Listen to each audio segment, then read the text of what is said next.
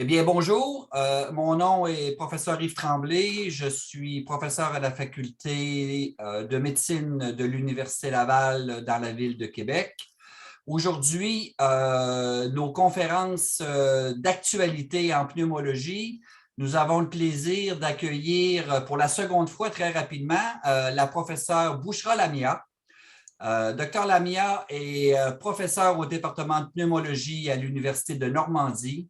Elle est aussi un membre très, très actif au sein du groupe de recherche sur le handicap ventilatoire. Elle pratique, elle est rattachée au CHU de Rouen, mais elle a sa pratique quotidienne au centre hospitalier du Havre.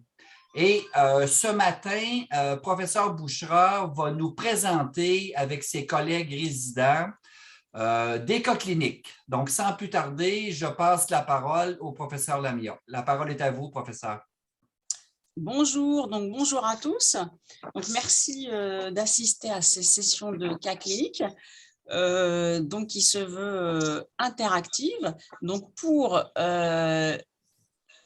échauffer, je dirais, et pour initier la discussion, je vais vous présenter un de nos premiers cas cliniques de ce qu'on a appelé, nous, ici en France, la première vague. Donc, c'était au printemps 2020. Et je pense que si on regarde le calendrier, on a tous été concernés à peu près à la même époque. Donc, vous voyez bien la première diapositive? Oui, très bien. Vous voyez toujours? Oui. Très bien, donc ensuite, sur cette diapositive, mes liens d'intérêt. Donc là, je vous présente le cas de Madame B, qui est née en 1973, donc jeune, 48 ans, aucun antécédent, pas de comorbidité, pas de tabagisme, assistante sociale de profession.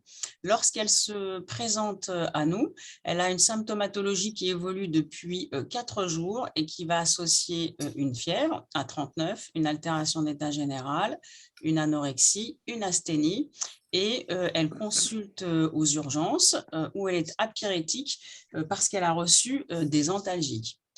Aux urgences, c'est la saison, donc c'est l'époque où dans les hôpitaux, il y a de moins en moins de pathologies autres que le Covid, mais lorsqu'elle arrive aux urgences, on lui fait tous les prélèvements donc devant une fièvre, et en particulier la PCR qui en première intention est négative. Et vous verrez pourquoi j'insiste sur le première intention. Elle ne prenait aucun traitement médicamenteux. Lorsque l'on détaille l'examen clinique, elle a un BMI à 24, donc pas de surpoids, pas d'obésité, une hémodynamique conservée avec une pression artérielle systolique à 110 par minute, une fréquence cardiaque préservée, elle a une cyanose modérée des lèvres, elle a une saturation à 96% en air ambiant. Elle est surtout très fatiguée, très asthénique, dyspnéique à la parole. Elle présente une toux sèche avec des crépitants à l'auscultation de base. Les premiers éléments du bilan biologique, vous retrouvez un syndrome inflammatoire modéré avec une CRP à 66 mg par millilitre. Les antigénuries, légionnaires et pneumocoques sont négatives. Elle est hospitalisée dans le service de pneumologie. Nous, on avait eu la notion que la PCR SARS-CoV-2 était négative, et elle est traitée comme une pneumopathie communautaire avec en première intention une pénicilline. Et donc là, on est à 2 ans d'évolution de l'épidémie. Et donc, nous, on a ce premier scanner. Et vous voyez que le premier scanner qui est fait, nous on l'a fait au 4e jour d'hospitalisation à ce moment-là, et on était déjà à J7 des symptômes. Donc vous pouvez observer ici un aspect en verre dépoli sous-pleural, ici à hauteur de la scissure à gauche, sous-pleural aussi à droite, et une condensation postérieure à droite. Donc, on la traite avec une antibiothérapie à visée communautaire. Elle n'évolue pas bien. Le syndrome inflammatoire persiste. Elle est toujours fébrile en l'absence d'antipyrétiques. Et juste après ce scanner, puisqu'on est quand même surpris par l'association de condensation postérieure et du verre dépoli, surtout en position sous-pleurale, on est persuadé qu'elle a une pneumopathie à SARS-CoV-2 et donc on lui fait un lavage broncho-alvéolaire pour un bilan bactériologique exhaustif et là on retrouve en effet une PCR COVID-19 qui est positive. Et si on regarde toujours le même scanner, donc vous voyez là on était encore à J4 d'hospitalisation mais à J7 du début des symptômes, donc des condensations postérieures associées à du verre dépoli. Et donc, pour rappeler qu'à l'époque, on maîtrisait pas encore la technique du prélèvement nasopharyngé. Et lorsque devant une symptomatologie fortement compatible en période épidémique et un scanner, donc nous, ici au Havre, on avait eu la chance de faire des scanners quasiment assez rapidement des J3 pour des patients dont la symptomatologie était fortement évocatrice. Et puis, donc là, le cas clinique que je vous montre, il date de mars 2020. Et dans les dossiers qui ont suivi, on a eu pour habitude de réaliser un scanner injecté dès J1, dès l'admission aux urgences. Et donc, pour rappeler qu'au tout début de la prise en charge, les PCR, peut-être certaines étaient négatives, mais c'était surtout probablement méconnaissance à l'époque sur la technique à réaliser en prélèvement nasopharyngé. Et donc, il était nécessaire de bien aller au fond du pharynx et de bien tourner les couvillons pour avoir ce premier prélèvement positif. Finalement, la patiente a évolué favorablement. Autre notion, donc cette patiente a évolué, après je vais vous reparler de notre protocole de prise en charge, mais autre notion aussi qui pouvait expliquer l'hypoxie, puisqu'après par la suite cette patiente a été hypoxique. Il y avait non seulement les condensations au scanner, comme on peut voir ici, et pas que, il y avait aussi une thrombose qui pouvait être responsable de l'hypoxie, et au-delà de la thrombose avec des emboles retrouvés à l'angioscanner, une vasculopathie par dysfonction endothéliale suite à l'inflammation majeure.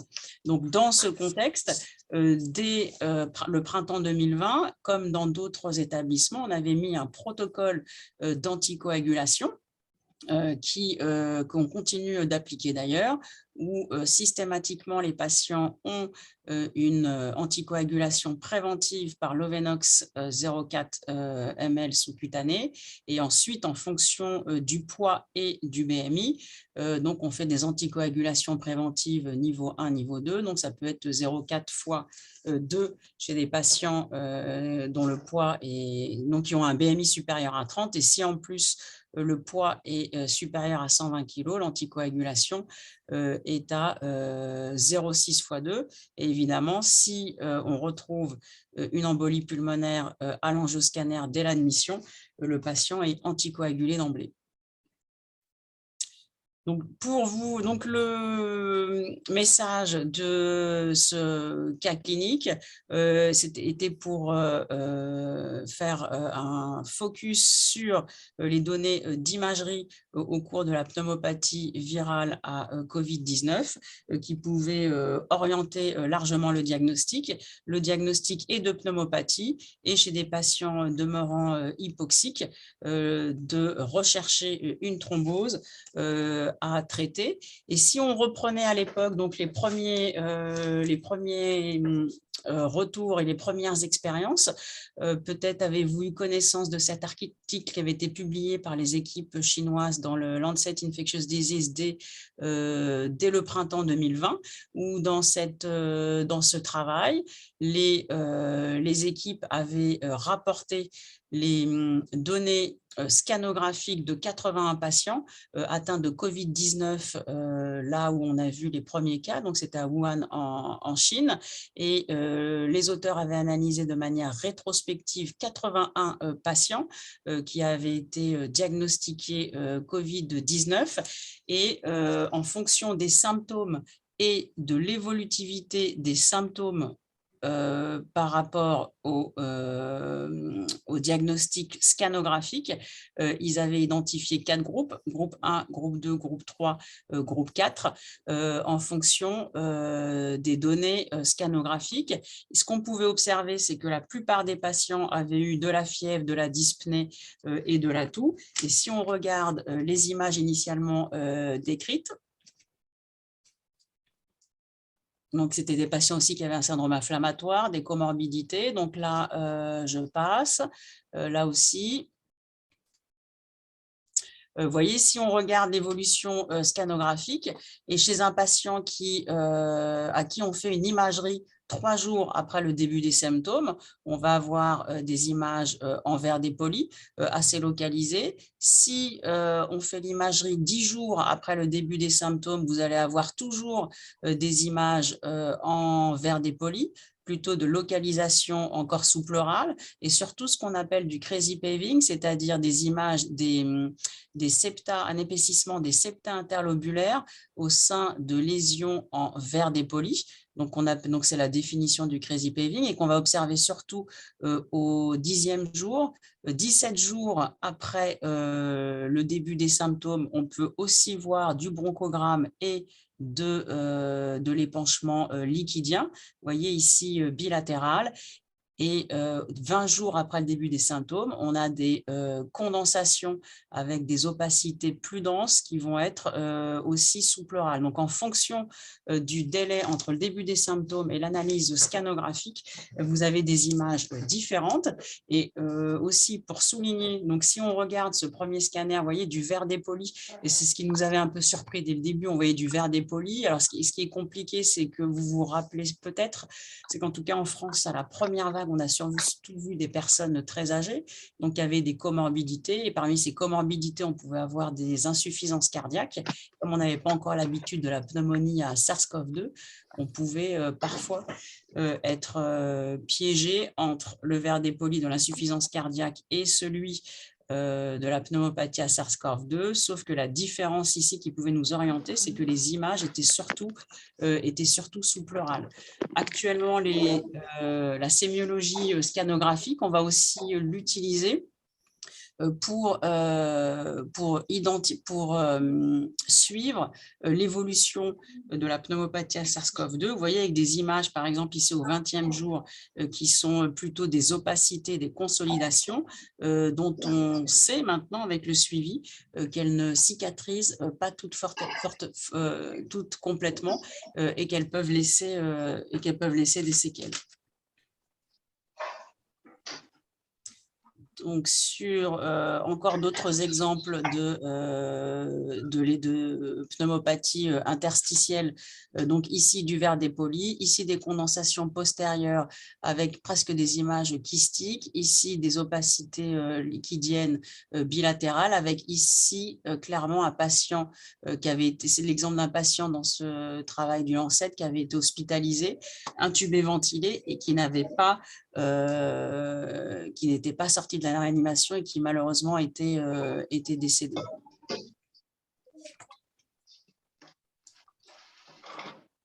Donc, pour conclure sur le dossier que je vous ai montré en particulier, Donc, la pneumopathie COVID-19 va donner une pneumopathie virale qui potentiellement peut se surinfecter, avec une atteinte vasculaire possible qu'on identifie au scanner, avec dès le début de la prise en charge un scanner thoracique injecté pour rechercher des lésions, des défects vasculaires pour savoir si oui ou non on anticoagule les patients à dose efficace.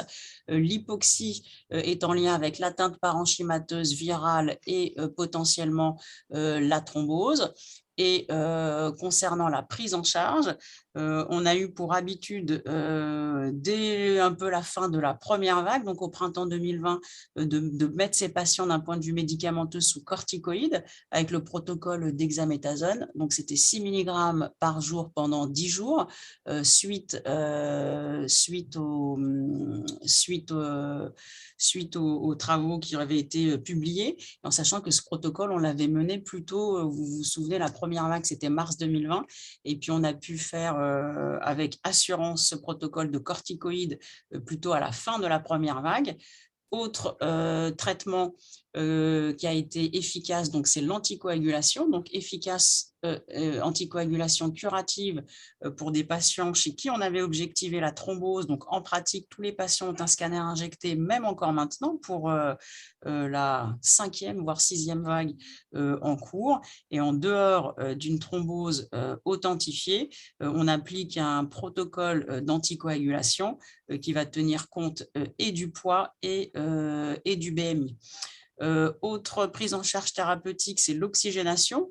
Donc, dans l'ordre, nous, dans les services de pneumologie, donc on a appliqué l'oxygénothérapie comme on a eu l'habitude de faire pour avoir des saturations, une saturation au moins égale à 95% avec des patients qui sont toujours, quand on les a monitorés de manière très rapprochée.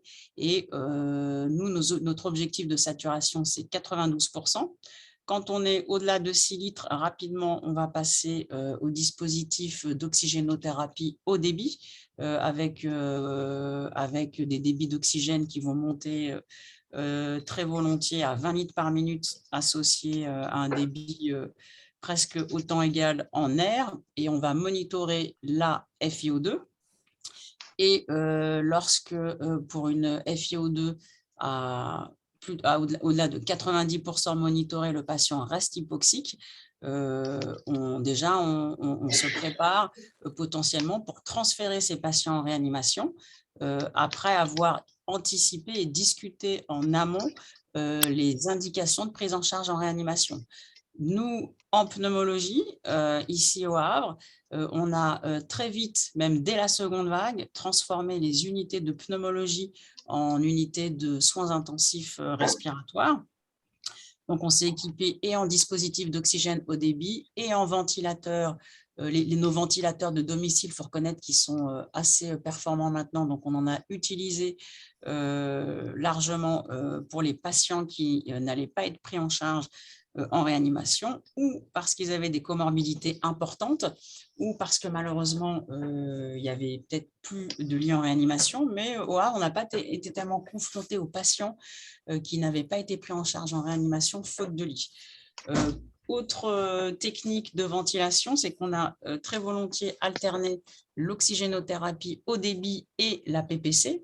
Donc ça, on a été plus confortable, je dirais, c'était à l'issue de la première vague, et quand on a eu la seconde, clairement, à l'automne 2020, on a très vite anticipé cette stratégie de réoxygénation où on alternait et l'OHD, l'oxygénothérapie au débit, et la PPC, puisque dans les scanners que je vous ai montrés, vous avez vu, il y a des zones postérieures collabées qui, quand qu'on arrivait à recruter avec la PPC seule. En termes d'antibiothérapie, pour l'antibiothérapie, on l'a appliqué chez des patients, pas forcément d'emblée, mais chez des patients qui restaient fébriles avec des symptômes quand même de pneumonie, tout expectoration sale, puisque comme on ne les voyait pas d'égien, souvent les patients qui avaient ces symptômes-là, on les basculait facilement sous oxygène. Et pour l'oxygénothérapie qu'on mettait en place, si on était devant un tableau de pneumopathie grave, on mettait d'emblée, et on le fait toujours, C3G et macrolide, comme la prise en charge d'une pneumopathie grave de réanimation. Et autrement, on pouvait mettre augmentant 3 grammes par jour. Et ensuite, qu'en est-il des autres traitements pour tout ce qui est, là on se pose encore la question, pour tout ce qui est les anticorps, même maintenant pour des patients vaccinés, donc pour les anticorps et les interleukines, ça reste dans le cadre d'ATU et de toute façon pas pour le variant Omicron qu'on a actuellement. Avez-vous des questions à ce stade de la discussion?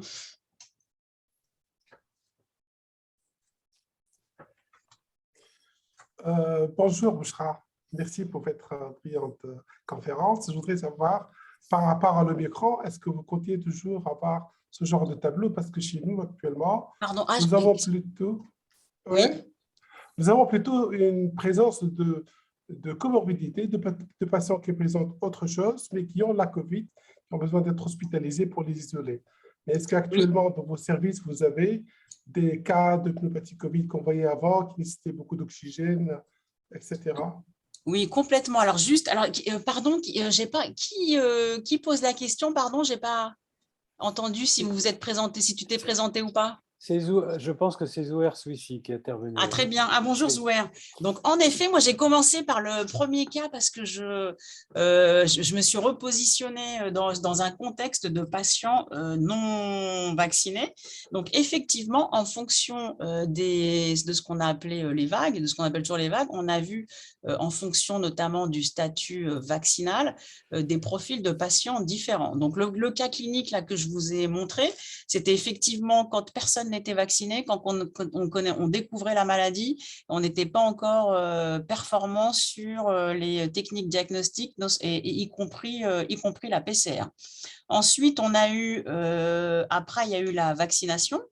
Et puis, donc, on a vacciné d'abord les personnes les plus âgées en France.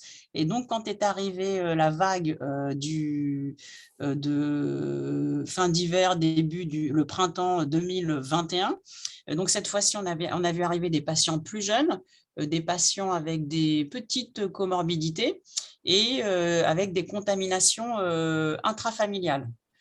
Et là, les patients pouvaient encore être hypoxiques et on avait encore les mêmes tableaux, puisque là, on voyait encore des patients non vaccinés. Et dans l'évolution de la maladie, on avait toujours ces patients qui pouvaient se dégrader à J10 compte tenu de la majoration de l'inflammation. Et donc, ils pouvaient s'aggraver en termes d'hypoxie.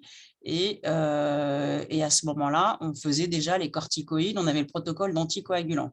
Maintenant, et je pense, et là, après, maintenant, maintenant, on a eu de plus en plus de personnes vaccinées. Et quand on a eu des nouveaux cas, effectivement, il s'agissait ou de découvertes fortuites. Donc, je pense, Zouer, tu parles de ces patients-là. C'est les patients maintenant qu'on va dépister en systématique qui se retrouvent positifs alors qu'ils viennent pour une autre maladie, c'est ça? Voilà, donc nous, on a cela. Donc on a cela, et comme ils ont un statut, un schéma vaccinal complet, donc effectivement c'est des PCR, c'est des Covid fortuits on les appelle, et que comme ils sont positifs, on essaie de les isoler, et ça aussi c'est la raison pour laquelle on peut être débordé dans les hôpitaux comme actuellement, c'est parce qu'on a dû mettre en place des unités Covid dédiées pour ces PCR fortuites. Ça, c'est une première typologie de patients actuellement. Et il y a un autre contexte de patients, c'est les patients les pas vaccinés du tout, on n'en voit pas tellement en France. Par contre, on voit des patients ou qui n'ont pas eu le temps d'avoir le schéma vaccinal complet, c'est-à-dire ils ont fait première dose, deuxième dose, et ils n'ont pas encore eu le booster, c'est-à-dire le rappel ou la troisième dose. Ou alors, on a les patients qui avaient tout bien fait, mais qui malheureusement ont une immunité insuffisante. Et ça, c'est surtout les patients immunodéprimés.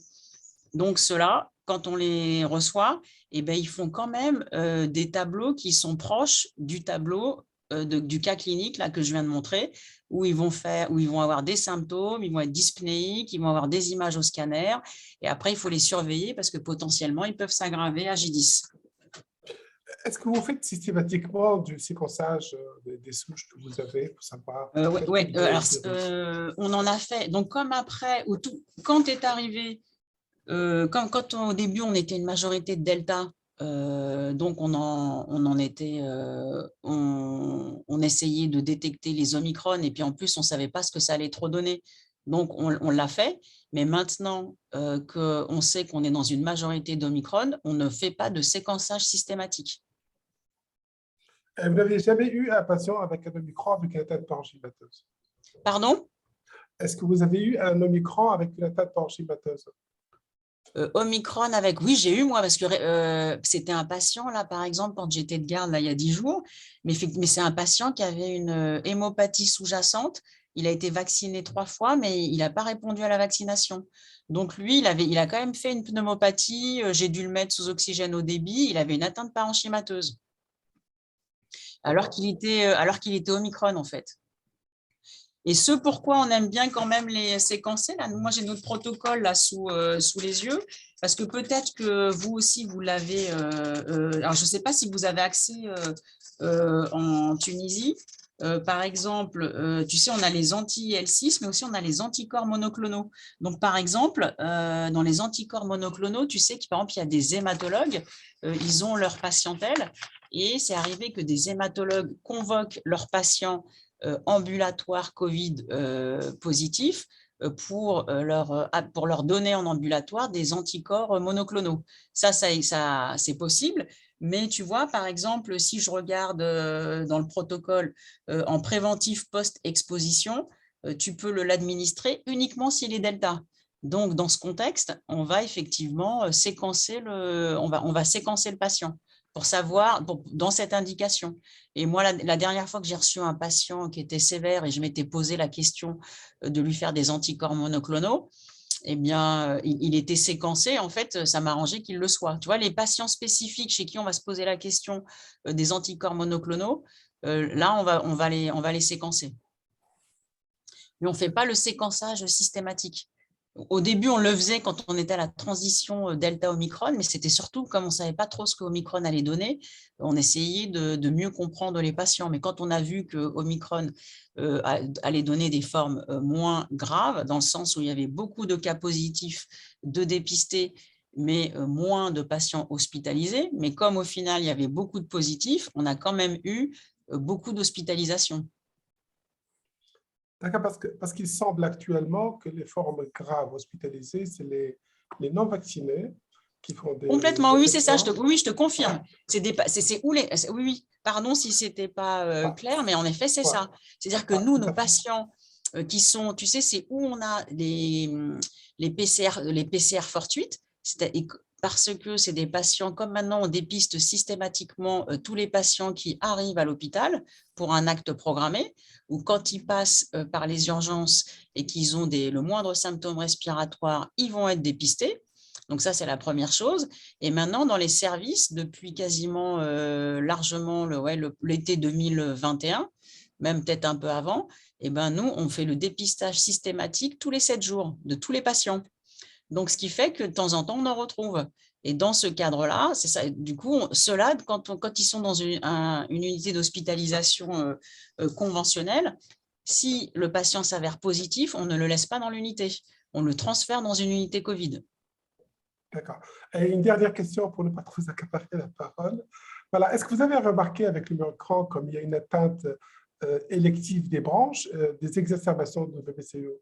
C'est vos patients qui viennent avec une exacerbation fréquente, parce que c'est vrai que les BPCO, les asthmatiques, au cours de la première vague, vous n'avez pas vu beaucoup de patients. Oui, tout à fait, oui. Cette Au fois-ci, cours de je la crois, toute première, oui. Voilà.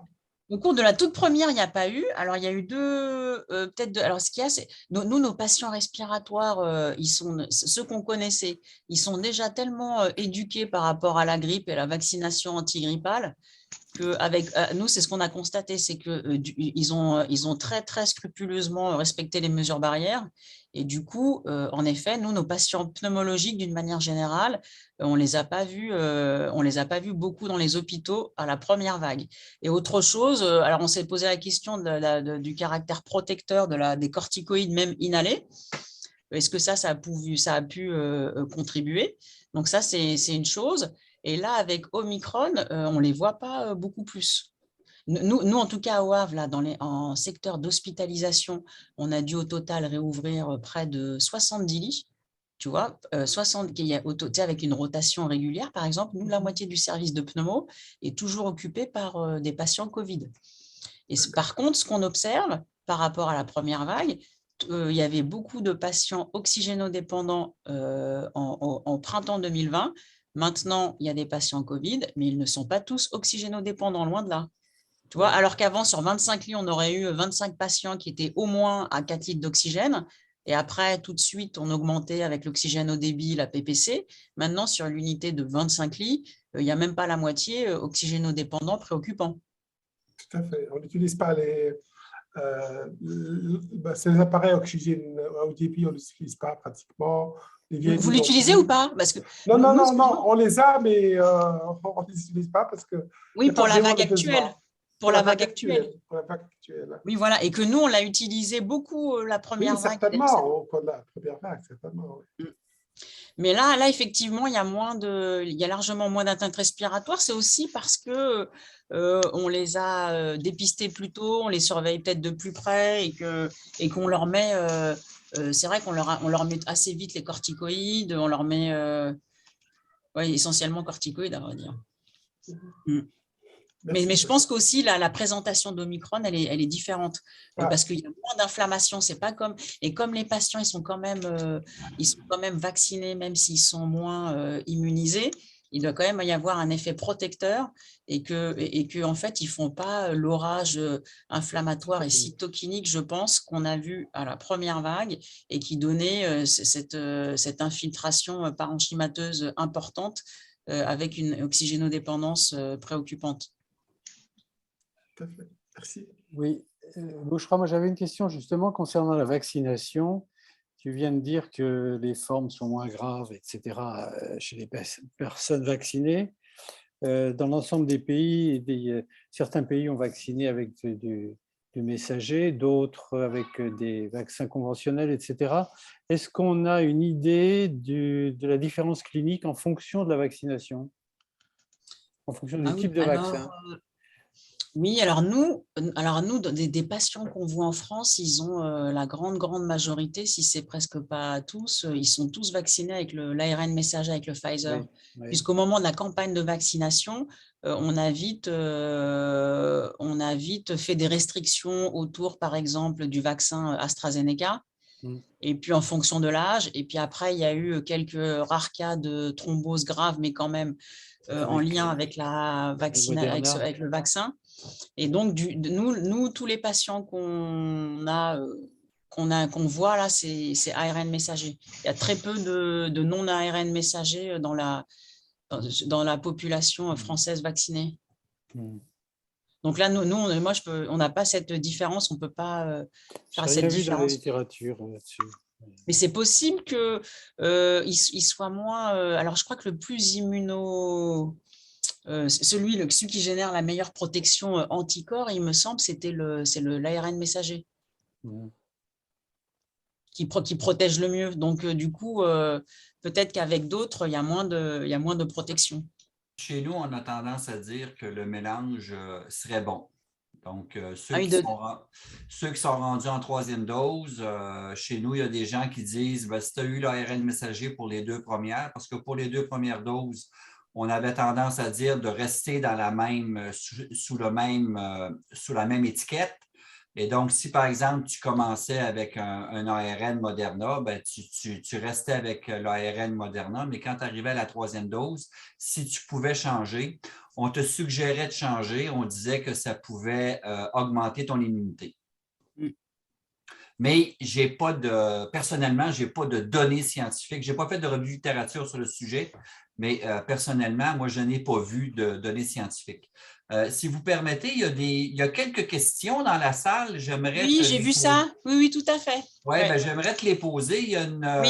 je ne sais pas si c'est un homme ou une femme, mais il y a quelqu'un du prénom de Manard qui demande Mhm. ceci. Est-ce que vous avez débuté les corticoïdes chez ce patient? Donc, tu parlais du patient tantôt avec la dexaméthasone à 6 mg.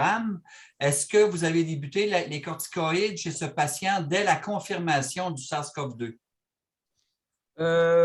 Oui, alors chez cette patiente, elle était spastique. Du coup, on a commencé les corticoïdes. Mais vous vous rappelez à cette époque-là? Non, à cette époque-là, on discutait pas forcément, on mettait pas, c'était pas protocolisé, on n'avait pas la confirmation que les corticoïdes, que le protocole dexaméthasone était amélioré le pronostic. Donc, on discutait encore d'autres molécules. Vous vous souvenez, on parlait de Oui, l'hydroxychloroquine effectivement. et puis on parlait du Zitromax. On faisait l'association. Et voilà, donc cette patiente, elle avait eu des corticoïdes aussi parce qu'elle était spastique, elle était spastique à l'auscultation. Mais vous voyez, mais ce n'était pas le protocole dexaméthasone, alors que maintenant, on met dexaméthasone, donc 6 mg par jour, pour une durée totale de 10 jours. Et si le patient était sortant avant, mais ce qui maintenant est moins le cas, puisque maintenant, on les garde 10 jours, s'il était sortant avant, donc on fait le relais pour un équivalent de corticothérapie orale pour une durée totale de 10 jours. OK. Parce que vous vous souvenez, avant, maintenant on fait 10 jours. On fait 10 jours, mais quand il y avait la première vague et qu'on faisait du delta, c'était 7 jours, sans Ouais, symptômes. Donc, si on les laissait sortir avant le 10e jour, eh bien, on faisait quand même un complément d'ordonnance. Et donc, dexaméthasone 6 mg, l'équivalent, c'est Soluprède 40. d'accord. Il y a une autre question. Une dame, excusez-moi, je l'ai perdue. Ouais, Jamila. Jamila Wageni qui demande, vous n'avez pas parlé de la sévérité de l'atteinte scanographique en pourcentage. Oui, c'est parce que, alors tout à fait, merci de ce commentaire. Alors effectivement, c'est comme ça qu'on le rend. Moi, j'ai parlé, parce que je ne pouvais pas faire toute la discussion autour de l'imagerie, mais effectivement, quand maintenant on fait le scanner, maintenant, il est plus volontiers fait précocement. Donc, quand on les observe, c'est surtout du verre dépoli et le résultat en atteinte, en sévérité de l'atteinte est exprimé en pourcentage. Donc, comme ça donne un peu une idée aux cliniciens de la sévérité. Mais effectivement, elle est exprimée en pourcentage. Donc, si et nous, les radiologues nous rendent le rendu de cette façon-là. Et après, c'est une façon, c'est pour ça qu'à un moment donné, je l'avais fait, mais là, c'est des pneumologues, donc je pense que tout le monde est familier. Hein. J'avais mis l'anatomie ici, peut-être que vous voyez là. Et effectivement, en fonction, on arrive à quantifier un peu le pourcentage en atteinte. Mais après, ça nous permet un peu d'appréhender ou d'anticiper l'évolution et qu'on se dit que s'il y a 50% de verre dépoli, il faut peut-être plus s'inquiéter sur le monitorage en termes d'oxygénodépendance. Mais ça ne nous oriente pas, par exemple, sur l'indication ou pas des corticoïdes. Parce que nous, dès qu'ils sont oxygénodépendants à 3-4 litres, on met les corticoïdes, la dexaméthasone. Et ça n'oriente pas non plus le verre dépoli tout seul évidemment, sur l'anticoagulation. Et je vois que il y a d'autres questions, tu as vu, hein. À quel moment on commence la dexaméthasone? Est-ce que c'est la première semaine? Eh bien, effectivement, donc puisque nous, c'est des patients hospitalisés, donc dès qu'ils sont hypoxiques, on commence la dexaméthasone. Donc, c'est 3 litres d'oxygène. Et donc, juste, je vais vous dire, après, il y a je vais vous dire en noir sur blanc, nous, parce que autre chose, c'est que dans les hôpitaux, puisque vous vous rappelez, la vague 1, on a arrêté toutes les autres prises en charge, on n'a fait que du Covid. Donc, quand nous, on était pneumologue, et les autres disciplines, quasiment, les autres médecins ne travaillaient pas presque, puisque, par exemple, les chirurgiens n'avaient plus d'activité. Et nous, et les pneumologues, ils étaient tous investis dans le Covid. Et ceux qui faisaient de l'onco-thoracique gardaient l'activité, puisque on avait gardé les prises en charge urgentes, en particulier les patients sous chimiothérapie, on n'avait pas interrompu leur traitement. Donc, ceux qui faisaient, parmi les pneumologues qui faisaient de l'oncologie, ils continuaient à faire que de l'onco. Les autres pneumologues s'investissaient que en Covid. Mais quand après l'épidémie a duré longtemps et que ça revenait à chaque fois, donc on a fait ce qu'on a appelé des unités Covid mutualisées. C'est-à-dire qu'il y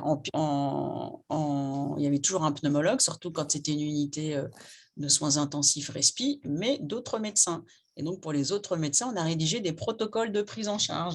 Et donc, nous, on a l'habitude, et c'est tout ça pour vous dire que, par exemple, dans notre protocole de prise en charge, on a dit qu'on faisait, je le relis parce que moi, je ne le respecte pas toujours, hein, je fais en fonction, mais par exemple, pour nos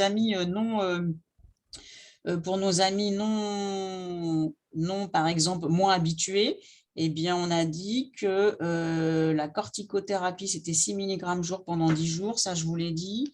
Et voilà, la prescription de corticoïdes n'est pas indiquée en cas de prise en charge ambulatoire et en l'absence d'oxygénodépendance. Et par exemple, dès qu'on mettait le malade sous oxygène, eh bien, on met les corticoïdes oraux. Donc, vous voyez, donc dès qu'il arrive chez nous. Par contre, si on est dans une autre unité de Covid, qu'on appelle les Covid, les unités non respiratoires, s'il n'y a pas d'atteinte parenchymateuse, si le patient n'est pas hypoxique, en théorie, il n'y a pas d'indication à mettre la dexaméthasone. Et par ça arrive plus volontiers avec la vague Omicron. Puisque souvent, les malades sont moins, il y a moins d'attente parenchymateuse, comme le disait Zouer, par exemple. OK. Si vous êtes d'accord, on pourra peut-être continuer et on pourra revenir sur la présentation du professeur Lamia tout à l'heure. On pourra peut-être, Bouchra, si tu es d'accord, poursuivre avec un cas clinique de la part de tes résidents, peut-être? Tout à fait. Donc, je ne sais pas qui va prendre la parole, mais la personne qui va présenter le cas clinique, bien, vous êtes invité à partager votre écran. Et Attends, puis, pardon, Yves, pardon, un cas clinique présenté par?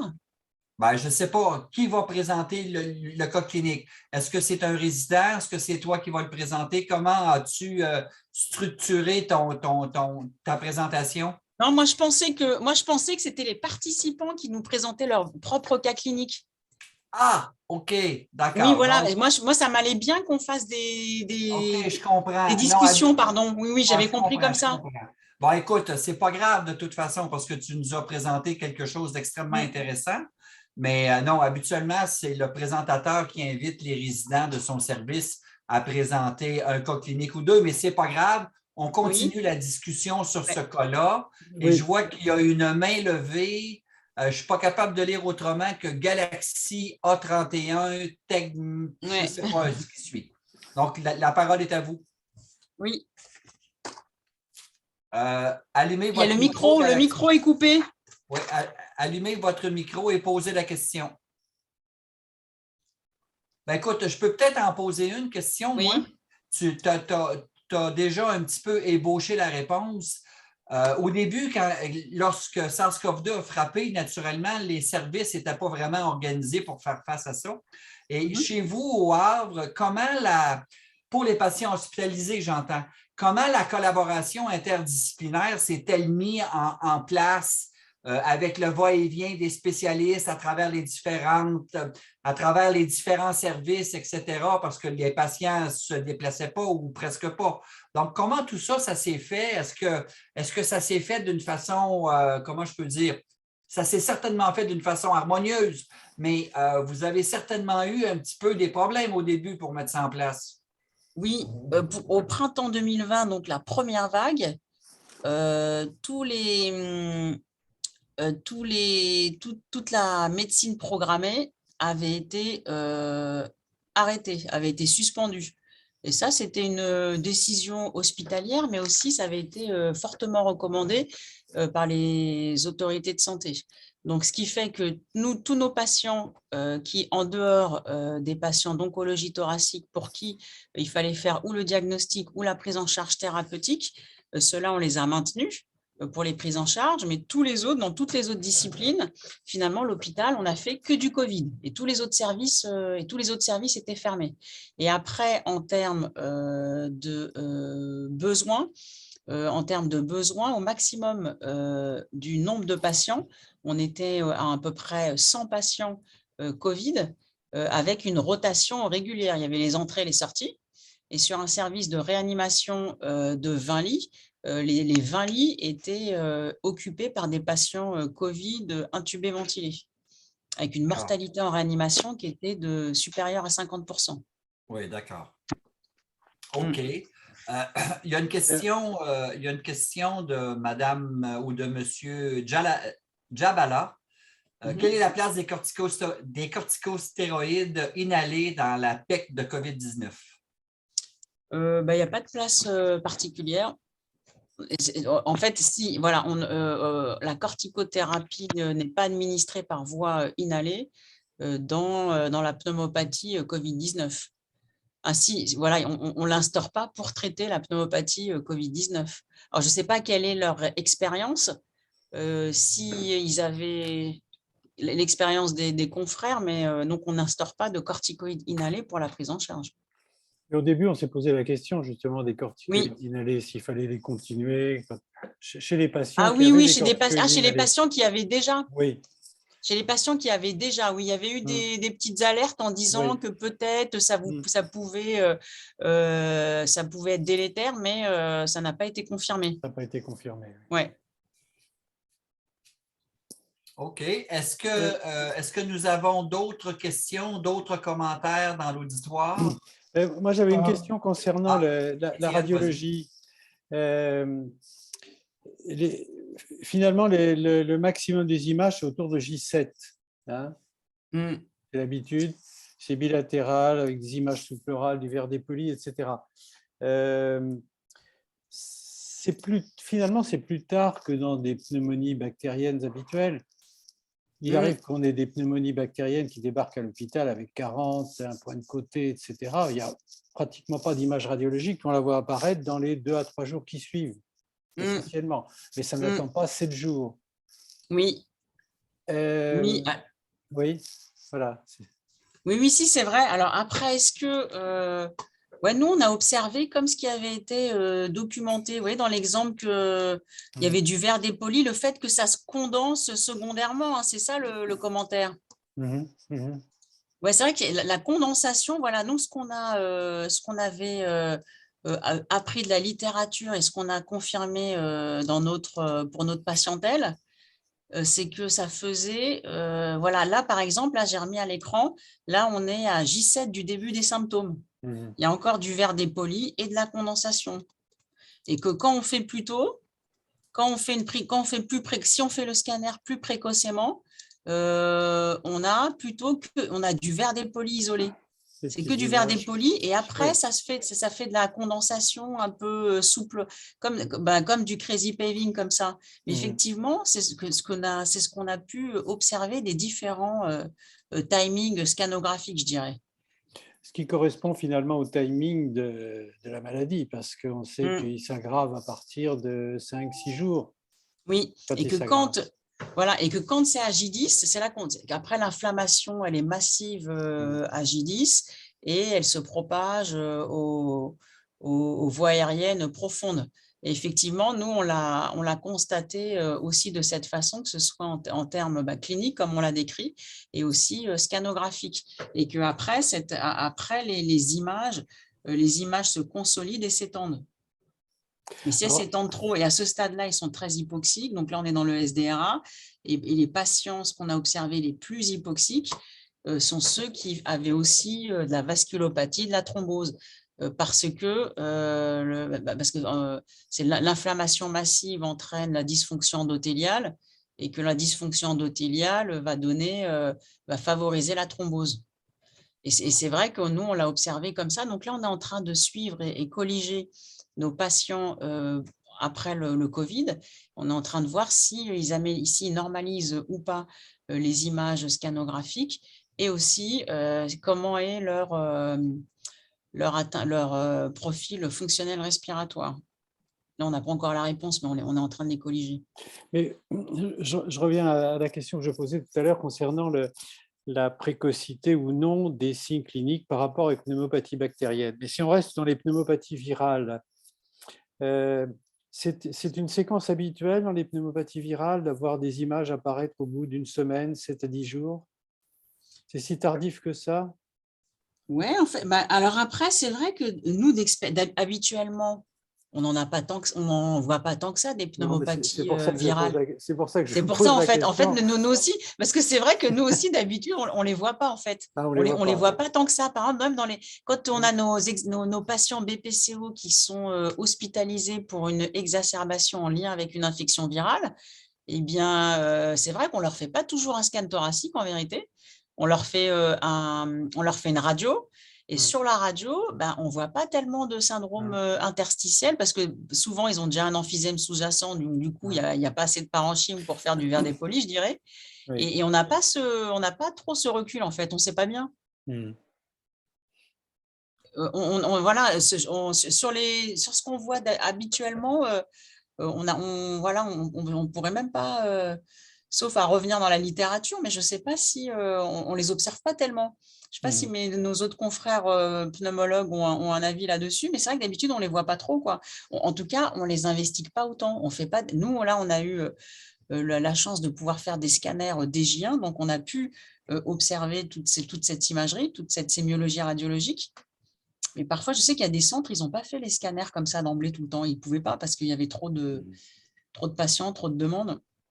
Non, parce que même en période de pneumopathie, de grippe, ce sont des patients qui ont des comorbidités, etc.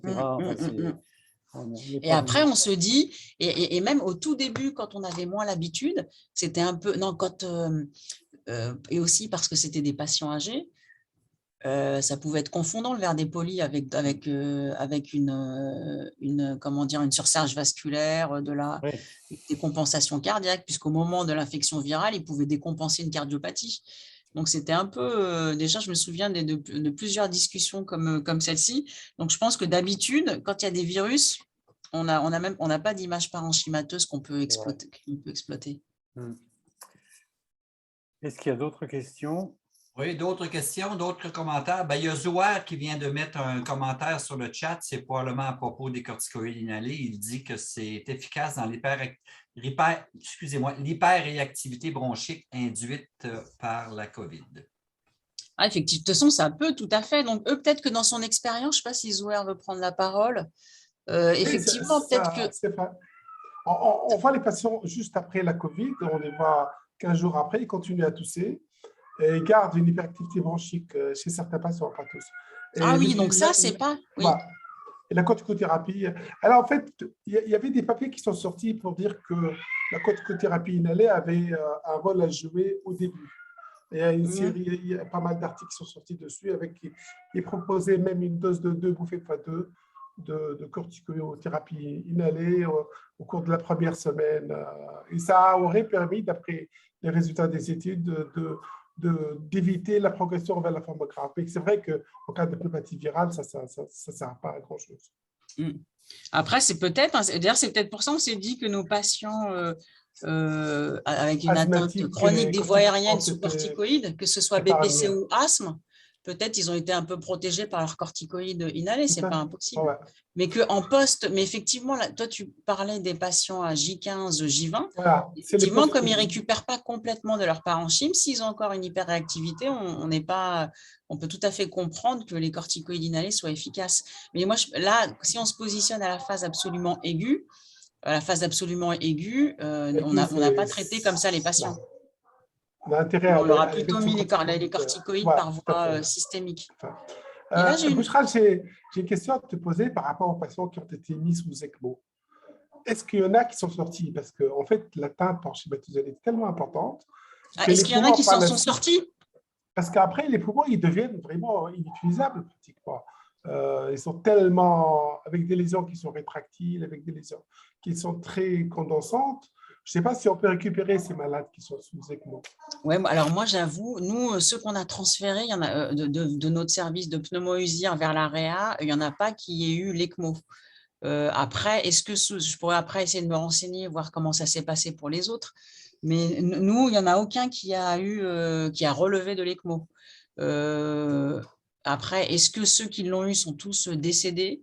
Je ne sais pas. Mais la mortalité, de toute façon, elle a été importante, hein.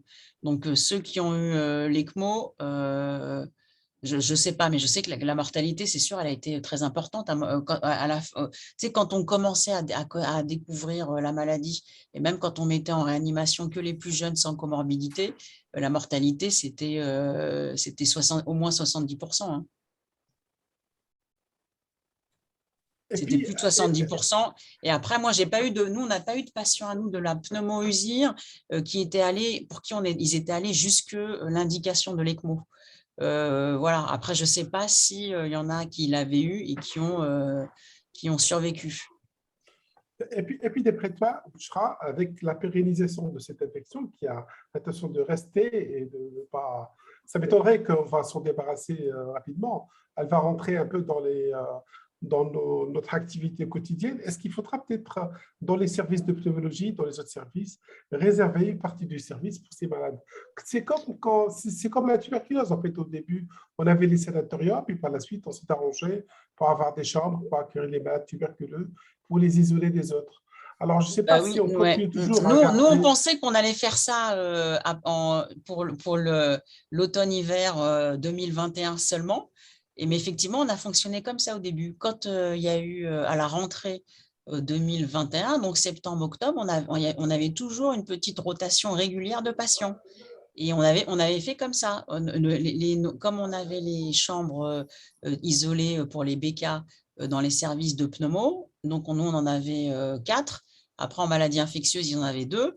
Donc, on a procédé de cette façon. Mais tu vois, on a été vite dépassé et on a été obligé de faire des unités entières. Mais ce que tu dis tout à fait a du sens. Je pense que nous, on se prépare à ça un peu. Mais en espérant qu'un jour, que ça va se cantonner à moins de 10 patients par saison hivernale ou automnale. Mais là, on peut pas le dire, là, on ne peut pas le parier. Parce que tu vois, ça a repris fortement à partir de mi-décembre, alors que quelque part, on ne s'y attendait pas. On a dû tout redoubler les tableaux de garde pour les fêtes de Noël et tu vois, décaler les vacances alors qu'on ne s'y attendait pas. Et depuis mi-décembre, par exemple, à Au Havre, eh ben, tu vois, finalement, on y est encore là. On y est encore qu'il y a encore les 25 lits de pneumo et puis encore 2 unités de médecine transformées en Covid.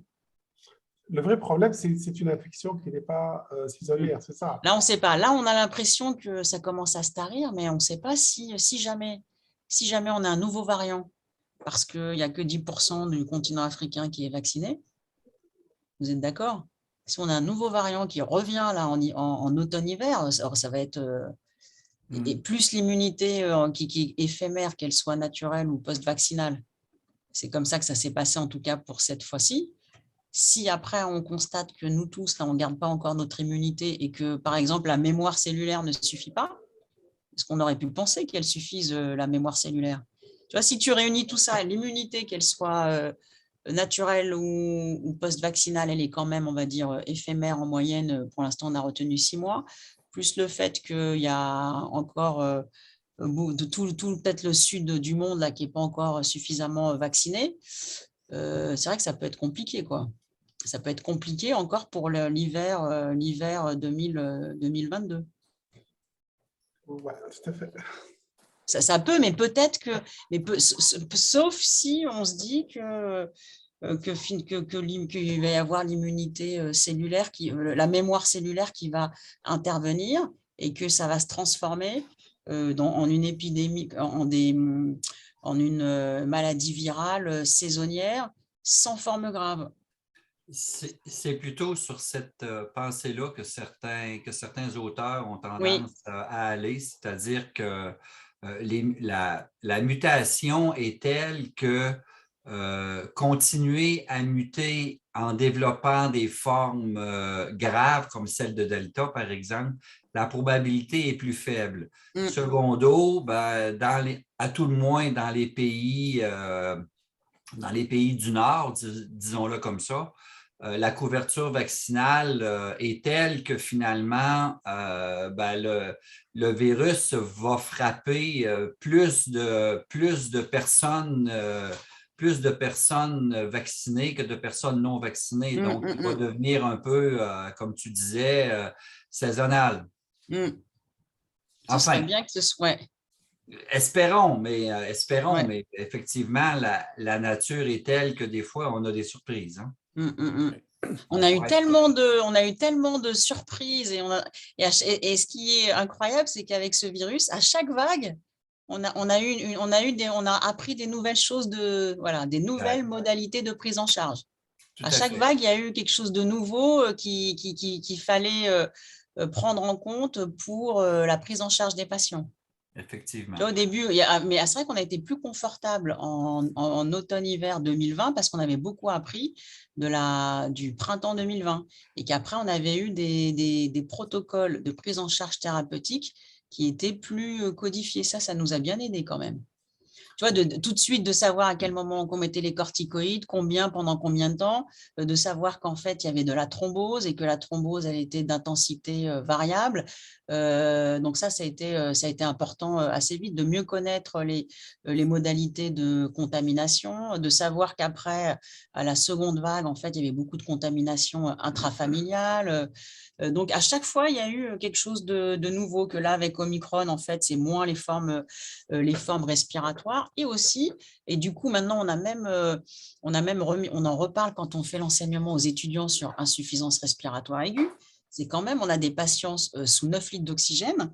Non, ils baissent progressivement leur oxygène, mais c'est pas la même, c'est comme on dit l'hypoxie heureuse, le happy hypoxia, c'est-à-dire qu'ils sont hypoxiques, mais cliniquement, ils donnent le change. Et du coup, moi, je me demande est-ce que c'est parce qu'on les a monitorés de très près ou est-ce que réellement c'est un autre mécanisme physiopathologique? Moi, de plus en plus, je me dis que c'est parce qu'on les a monitorés de très près. C'est que d'habitude, un malade, normalement, on est hypoxique et comme on est hypoxique, on développe des mécanismes de compensation comme l'augmentation de la fréquence respi et puis et que du coup, on arrive à garder un niveau d'oxygène satisfaisant et que après, comme on n'y arrive plus, on se met en détresse respiratoire. Ça, c'est c'est ce qu'on voit d'habitude, comme dans l'asthme aigu grave, la pneumopathie grave. Mais là, on a vu arriver des patients, on savait qu'ils étaient positifs SARS-CoV-2. Dès qu'on pouvait mettre 1-2 litres d'oxygène, on les a mis. Du coup, on ne leur a pas laissé le temps de développer leur mécanisme de compensation clinique de l'hypoxie. Ce qui fait qu'on a augmenté progressivement l'oxygène à 6, 7, 8 litres et parallèlement, le patient, il était plutôt calme cliniquement. Je l'aurais plutôt vu dans ce sens-là maintenant. Je ne sais pas si vous êtes d'accord. Plutôt que de se dire, c'est une nouvelle présentation de l'insuffisance respiratoire aiguë. C'est ce qu'on a dit pourtant. Oui, c'est ce qu'on a dit. Voilà, tout le monde l'a dit. Mais Oui. plus j'y pense, plus je me dis, mais pourquoi ça arriverait? Est-ce que c'est parce que dans d'autres zones même de la France, il y a des patients qui sont arrivés en catastrophe dans les services d'urgence, en vraie détresse respiratoire. Que nous, dans l'ordre, on a dit, OK, il est positif Covid, il n'est pas encore trop hypoxique, on le surveille de près, on monte l'oxygène 1, 2, 3 litres, et puis on continue de monter. On a d'abord vérifié que la SAT, elle n'était pas à 95, mais qu'à 92, et puis on augmentait déjà l'oxygène à 92%, alors que d'habitude, on ne fait jamais ça. Et puis on monte l'oxygène. Oui, pardon. On a dit aussi que c'était une moindre sensibilité des centres respiratoires, éventuellement. Oui, voilà, oui, il y en a plusieurs qui l'ont évoqué, mais du coup, je me demande de plus en plus si ça peut être ça ou pas. L'heure tourne, mais Bouchra, peut-être que tu peux nous dire un mot de l'après-Covid. Je sais que maintenant, on ne doit plus parler du Covid long. Claire-André Jacques nous a appris cela. Le Covid long, parce que il faut parler d'après-Covid, parce qu'on a eu le Covid, la forme aiguë, et puis après, il faut faire le tri dans le post-Covid. Dans le post-Covid, voilà. L'après-Covid. Est-ce que tu peux nous dire un mot sur qu'est-ce que tu mets en place, quelle surveillance mets-tu en place chez un malade classique, disons, si ça peut avoir un sens, qui a eu un Covid, qui est hospitalisé chez toi et qui va sortir, qu'est-ce que tu mets en place? Et bien, dans le suivi notamment, donc nous, quand ils ont au tout de la première vague, on faisait pas c'était pas tellement protocolisé le suivi. Donc maintenant, on les revoit presque tous systématiquement avec un contrôle scannographique, surtout si son scanner était très atteint, très pathologique à la phase aiguë et avec une EFR de contrôle. Donc, on fait tout, donc scanner thoracique, EFR de contrôle. Et puis, il y en a qui, même s'ils n'ont plus d'atteinte respiratoire, restent symptomatiques et ils restent dyspnéiques à l'effort avec une fatigue chronique. Donc, ça existe. Et pour cela, on peut poursuivre les investigations et faire des épreuves d'effort cardio-respiratoire. D'accord. Et donc, alors souvent on peut trouver du déconditionnement. Donc là, on leur propose une réhabilitation respiratoire. OK. Mais maintenant, on fait le suivi, voilà, on les revoit, on fait le suivi post-pneumopathie infectieuse, donc scanner thoracique et EFR. OK. Comme Étienne le dit, le temps file. Il y a encore plusieurs questions. Lamia, est-ce que tu m'autorises à ce que je mette ton courriel professionnel sur le chat et les gens qui ont des questions pourraient communiquer avec toi? Oui. D'accord. Donc, je le fais immédiatement. Je savais que tu me le dirais, mais j'étais prêt à le faire. Et donc, voilà. Donc, vous avez sur le chat le courriel de la professeure Bouchra Lamia. Et je fais juste vous rappeler que son prénom, c'est Bouchra. Et donc, parce que plusieurs font l'erreur. Donc, vous pouvez communiquer avec elle et ça lui fera plaisir de vous répondre. Pour la fin, je passe la parole à mon ami, le professeur Étienne Lemarié. Oui, pour vous annoncer les prochaines conférences. Alors, nous sommes le 10 février. La prochaine conférence est le 24 février. Nous allons revenir à l'heure antérieure, puisque vous savez qu'aujourd'hui, c'était exceptionnel. Jeudi 24 février, on aura le plaisir d'accueillir le professeur Emmanuel Hirsch, qui est professeur d'éthique médicale à Paris-Saclay, membre de l'Académie de médecine, et qui nous... Je n'ai pas encore le titre de sa présentation, mais il va nous faire quelque chose sur les grandes questions éthiques qui ont été posées par le Covid. Et Dieu sait s'il y a eu des questions. Faut-il privilégier telle population? Faut-il traiter, oui ou non, des patients qui refusent d'être vaccinés, etc. Toute une série de questions auxquelles il nous répondra. Ça, c'est le 24 février. Le 10 mars, jeudi 10 mars, Gérard Durand, imagerie thoracique à l'heure de l'infection Covid-19. Vous vous souvenez que Gérard Durand devait intervenir au mois de janvier et puis il y a eu des problèmes techniques, donc ça a été reporté au 10 mars. Et je continue un tout petit peu. Le 31 mars, c'est-à-dire 15 jours plus tard, Vincent Junio et le professeur Madjoub d'Amiens nous ferons AVDS et ventilation mécanique, toujours dans le cadre donc du Covid. Et puis, je vais m'arrêter là parce que c'est déjà pas mal, mais on vous mettra tout ça sur le site. J'ai l'impression qu'il y a des personnes qui aujourd'hui sont connectées et dont les noms ne me sont pas familiers. Et peut-être que tout le monde n'est pas sur notre liste de diffusion, alors n'hésitez pas à nous communiquer votre nom, même s'il y est déjà, ce n'est pas très grave, on le remettra, de manière à ce que vous receviez régulièrement l'annonce de nos visioconférences. Voilà, il me reste à remercier Bouchra pour son exposé, très intéressant.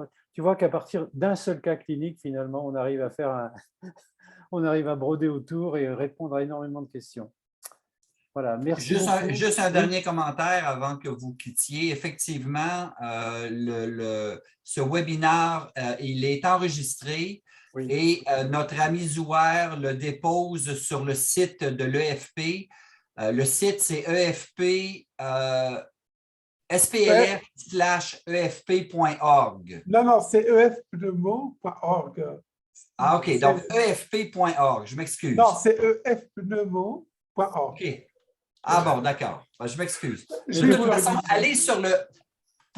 allez sur le site de la Société de pneumologie de langue française et dans son bras international, l'espace francophone de pneumologie. Et là, vous allez trouver toutes les visioconférences d'actualité en pneumologie. Donc, sur ces quelques mots, merci à tous. Étienne, oui, non, simplement pour dire, c'est sur le site EFP que Zouer a la gentillesse depuis le début de d'animer, et on les met, ainsi que les autres visioconférences que l'on fait, sur une chaîne YouTube dont vous avez les coordonnées sur les annonces des visioconférences, précisément. Super. Voilà. Merci à tous. Merci beaucoup, Bouchra. Merci, Bouchra. Merci à tous d'y avoir participé. Merci, Au revoir. Bouchra. Et à Au revoir. bientôt. Au Au revoir tout le Merci à monde. tous. Au revoir. À bientôt. Au revoir. Au revoir.